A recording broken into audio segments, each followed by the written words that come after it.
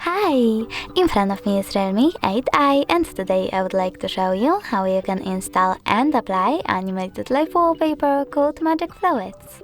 Firstly, access Play Store and click on Apps. Now click on the search bar over here and type Magic Fluids. Following that, you need to install this free app from this developer and open it.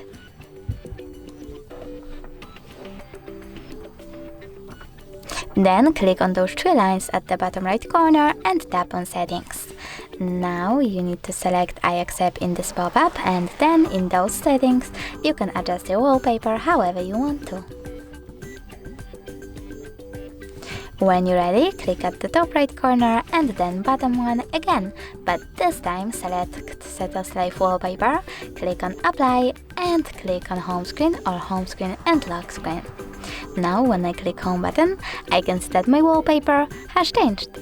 Thanks so much for watching. If you enjoyed this video, don't forget to leave a like, comment and definitely subscribe.